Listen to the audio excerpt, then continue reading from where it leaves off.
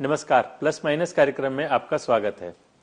दोस्तों, किसी भी देश की अर्थव्यवस्था का आधार वहां के उद्योग और व्यापार होते हैं, क्योंकि यहीं से सरकार को टैक्स मिलता है और लोगों को रोजगार मिलता है। जब हम उद्योग की बात करते हैं तो सबसे पहले ध्यान में आता है वहां का इंफ्रास्ट्रक्चर, ऑटोमोबाइल और इसी तरह के और उद्योग धंधे जैसे इलेक्ट्रॉनिक्स।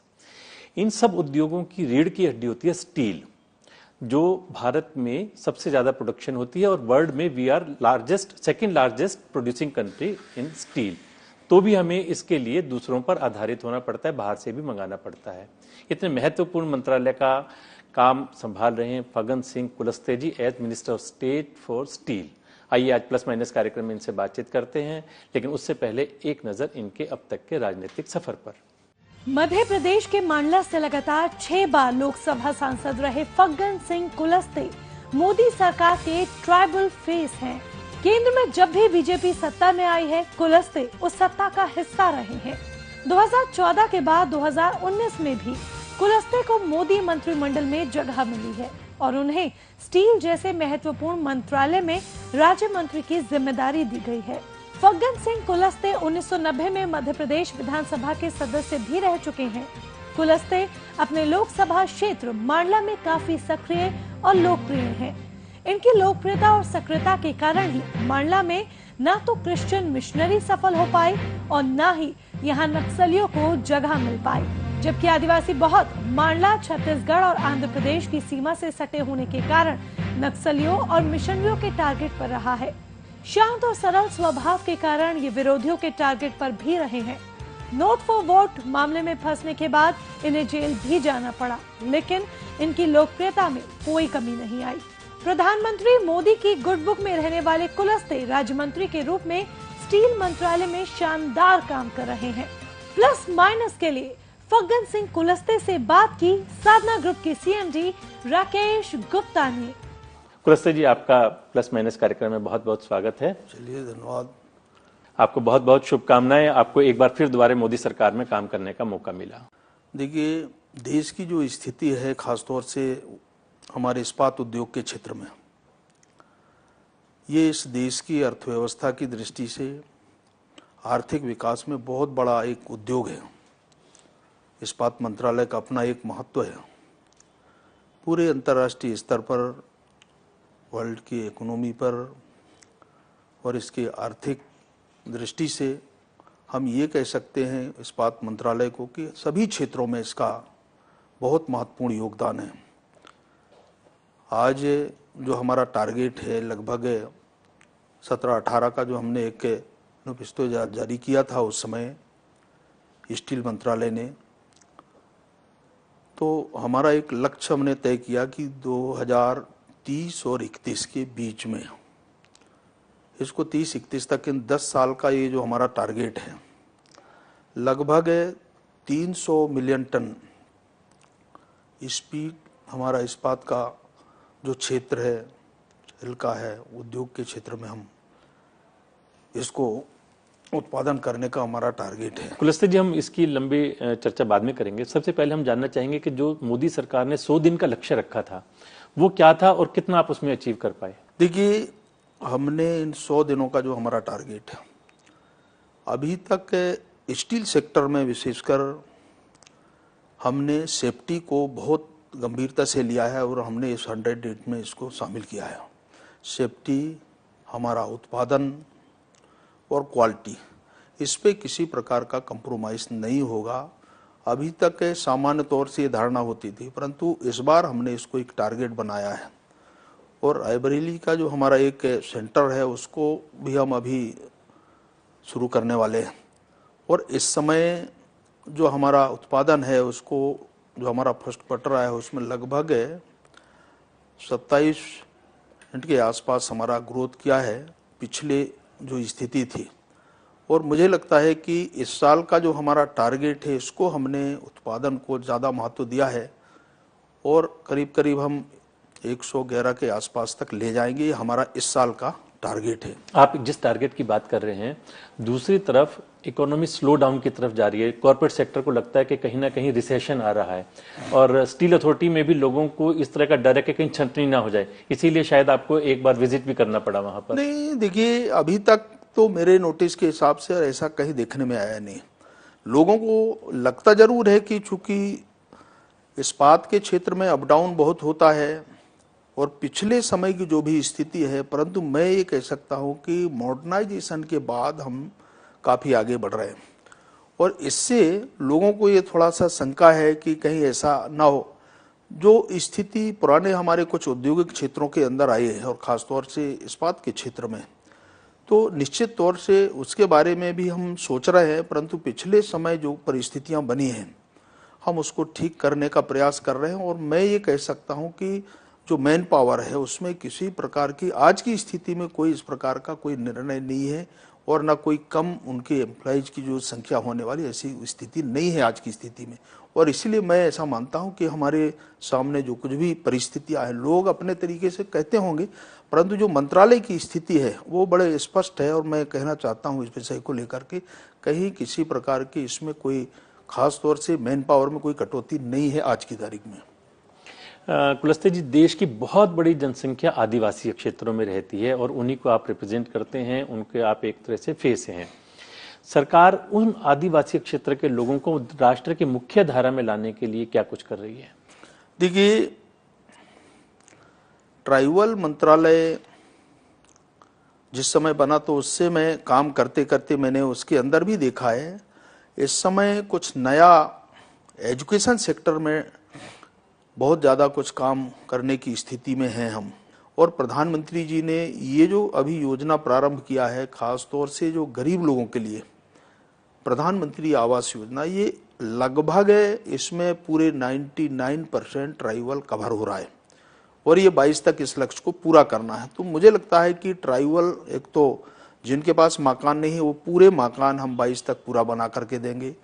एजुकेशन के लिए जो हमारे पिछले समय 100 हमने आवासीय विद्यालयों की कल्पना किए थे, इस बार उसको संख्या को ले जाएंगे सब डिवीजन तक और ब्लॉक हेडक्वार्टर तक ले जाने की हमारी आने वाले समय की कल्पना है। तो मुझे लगता है एजुकेशन सेक्टर को हमने बहुत प्रभावी तरीके से और जो फॉरेस्ट प्रोड्यूस है खासतौर से जंगल में जहाँ रहते हैं लोग तो उनको उसका ठीक प्रकार के हक मिल जाए उसके लिए हमने एक ट्राइफेड है इस मिनिस्ट्री के अंदर में बनाया, वो एक पक्ष है और इसलिए जितने भी हम फॉरेस्ट प्रोड्यूस है उनको समर्थन मूल्य मिल जाए ये हमारी कोशिश है उसके अंदर और इस प्रकार के काम ट्राइबल मंत्रालय भी कर रहा है।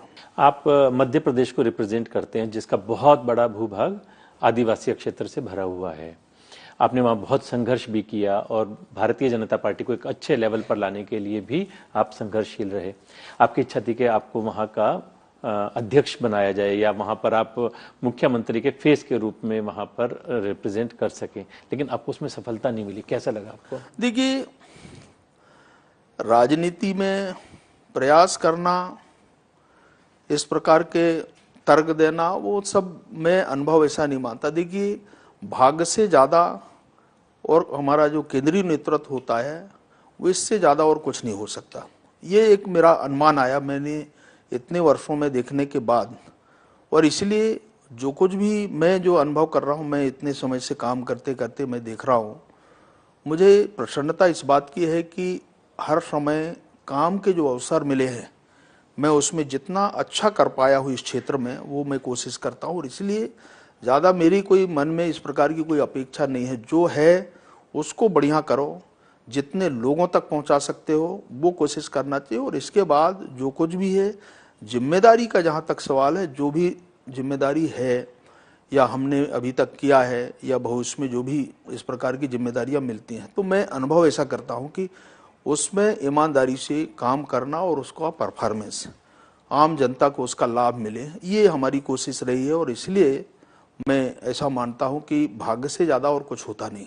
अभी जिस तरह का वहाँ पर मध्य प्रदेश सरकार काम कर रही है और उससे पहले हमने शिवराज सिंह सरकार का काम देखा था, दोनों को अगर कंपेयर करें तो आपको कैसा लगता है? देखिए, अभी सरकार जो बनने के बाद लगभग 8 महीने में कांग्रेस की सरकार बनी। मैं पिछले शिवराज जी की सरकार को या इसके पहले उमा जी थी, ऐसे 15 वर्षों की सरकार को मैंने भारतीय जनता पार्टी की सरकार को बहुत नज़दीकी से देखा और देखने के साथ साथ अगर विकास की दृष्टि से विशेषकर मध्य प्रदेश को देखें तो मध्य प्रदेश ने देश में कई तरह के मॉडल प्रस्तुत किए हैं विकास के नाम पर, खास तौर से एग्रीकल्चर सेक्टर में। मुझे याद है कि एग्रीकल्चर में लगभग 7 लाख हेक्टेयर किसान के खेत को हम पानी दे पाते थे। 15 वर्षों में लगभग हम 40 लाख हेक्टेयर किसान के खेत को पानी देने में हम सफल हुए हैं। और कई ऐसे उदाहरण कृषि के क्षेत्र में उनको 0% ब्याज देने का फैसला भी किसानों के हित में मध्य प्रदेश की पुराने शिवराज जी की सरकार ने किया था। तो ऐसे उदाहरण हमने देखा है और मुझे लगता है कि ये इस प्रकार के काम करने के अपने एक और कनेक्टिविटी, रोड है, रास्ता है, बिजली, ये एक बहुत बड़ा ऐसे मध्य प्रदेश के अंदर, चूंकि मैं इसके पहले दिग्विजय सिंह जब सरकार में थे उस सरकार को भी देखा, इसके पहले भी जो सरकारें काम करती थी उसको भी देखा मैंने। तो ये सारे नीचे ऊपर देखने के बाद ये समझ में आया कि 15 वर्षों के अंदर मध्य प्रदेश में जो काम हुए और ये 8 महीने में कांग्रेस की सरकार बनने के बाद एक भी कोई ऐसा उदाहरण मध्य प्रदेश में नहीं दे सकते। मैं पहला ये कह सकता हूं कि कृषि के क्षेत्र में जो उन्होंने घोषणा किया था कि हम 2 लाख रुपए तक का किसानों का कर्जा माफ करेंगे, कोई भी ऐसा किसान के खाते में ये जो राशि जाना चाहिए था, जिनका कर्जा माफ हुआ, प्रमाण पत्र उनको दिए, परंतु उनके अकाउंट में पैसे नहीं गए। और इसलिए ये जो 50% की बात उनने किया कि मूलधन 50% सरकार देगी, ब्याज संबंधित बैंक या सोसाइटियां देगी, तो इस प्रकार के उनके निर्णय को मुझे लगता है कि ये एक टेक्निकली जो भी चूक कहे या सरकार बनाने के लिए उनने इस प्रकार का कांग्रेस पार्टी ने एक प्रयोग किया कि भाई हम किसानों को एक प्रकार का प्रलोभन दिया, तो ये इसमें पूरी तरीके से सफल नहीं हो पाए। मध्य प्रदेश सरकार के बारे में बार बार ये सुनने में आता है कि कहीं ना कहीं बहुत जल्दी वहां की सरकार गिरा दी जाएगी और आपकी सरकार बन जाएगी, उस दिशा में भी कुछ कदम बढ़ रहे हैं? देखिए, अभी तक तो कोई इस प्रकार के कोई हमारे ध्यान में ये विषय आया नहीं। खासतौर से कर्नाटक के बाद ये बात आ रही थी कि मध्य प्रदेश अगला टारगेट रहेगा बीजेपी का। हम इतना मैं कह सकता हूं कि मध्य प्रदेश में आम जनता का जो एक प्रकार का रुझान भारतीय जनता पार्टी के पक्ष में है। हमको 41% वोट मिला, कांग्रेस को 40% वोट मिला। 1% वोट प्राप्त करने के बाद हम नंबर में पीछे रह गए, ये जरूर है, और कांग्रेस की संख्या ज्यादा हो गई। बहुमत में नहीं है कांग्रेस भी, परंतु संख्या के आधार पर वो सरकार में है। परंतु इस सरकार को कोई निर्णय पॉलिसी के आधार पर देखेंगे तो बहुत ऐसे प्रभावी निर्णय करने की स्थिति में नहीं है, और इसलिए शायद इस प्रकार की कठिनाई है।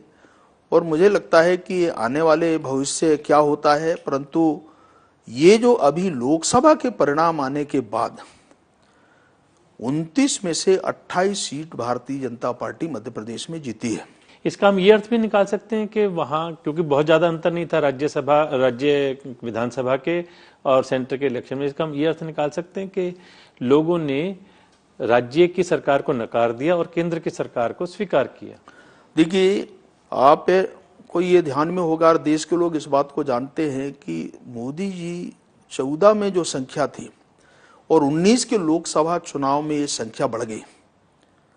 302 के ये आंकड़ा उनने 303 पार किया। ये बहुत बड़े एक प्रकार की सरकार के लिए, मोदी जी के लिए बहुत बड़ा, और भारतीय जनता पार्टी के लिए एक बहुत बड़ा इजाफा है। तो इस प्रकार का निर्णय, और एक इस निर्णय से ऐसा लगता है कि पूरे देश में एक आत्मविश्वास के साथ में मोदी जी ने देश की जनता के साथ में जो न्याय किया है, और इसलिए बार बार उन्होंने बात को कहा है कि सबका साथ, सबका विश्वास और सबका विकास, ये जो नारा दिया है, मुझे लगता है कि इसको अगर आप देखेंगे तो पूरे देश भर की राजनीतिक तस्वीर सामने है। हम लोगों ने पिछले समय अनुभव किया है, मध्य प्रदेश में जो 29 में से हम 28 सीटें जीते हैं, उसका कारण भी मुझे लगता है कि यही है कि विकास को हमने आधार बनाया। कोई भी इस प्रकार का प्रकरण हमारे ध्यान में नहीं आया और निरंतर मोदी जी आगे बढ़ रहे हैं। कई ऐसे कड़े निर्णय किए। कुलस्ते जी, हम बात कर रहे थे राष्ट्रीय मुद्दों पर। अभी पिछले दिनों जो धारा 370 और 35A को हटाने का निर्णय सरकार ने लिया, जिसके कारण पूरे देश भर में और दुनिया भर में सरकार को प्रशंसा भी हासिल हुई। आपको लगता है इसके बाद में कश्मीर समस्या का हल हो जाएगा? देखिए,